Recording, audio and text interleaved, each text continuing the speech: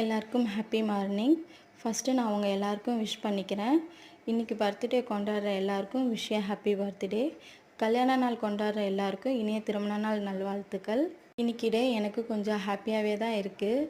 நான் காலையில் எந்திரிக்கும் போதே கொஞ்சம் ஹாப்பியாகவே தான் எழுந்திரிச்சேன். ஏன்னா மாமா வீட்டில் இருக்காங்களா, கொஞ்சம் கடைக்கெலாம் கூட்டிகிட்டு போங்க மாமா அப்படின்னு சொல்லியிருந்தேன். சரி கூட்டிகிட்டு போகிறேன்னு சொல்லியிருக்காங்க. அதே ஹாப்பியோடையே நான் அப்படியே என்னோடய வேலையை ஸ்டார்ட் பண்ண ஆரம்பித்தாச்சு.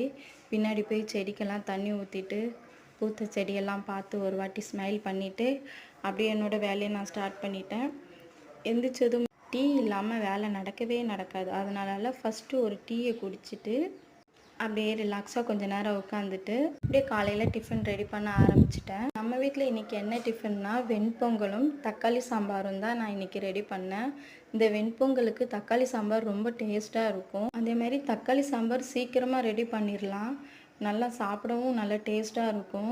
எப்போவும் பொங்கல் கூட பொங்கல் கொஞ்சமாக இருக்கணும், சாம்பார் நிறையா இருக்கணும். அப்படி நிறைய சாம்பார் ஊற்றி பொங்கலை சூடாக சாப்பிட்டா ரொம்ப டேஸ்ட்டாக இருக்கும். அதுவும் தக்காளி சாம்பார் நல்லாயிருக்கும். எல்லாருக்கும் அப்படியே டிஃபன் கொடுத்துட்டு நானும் சாப்பிட்டுட்டு கடைக்கு கிளம்புறேன். பாய்.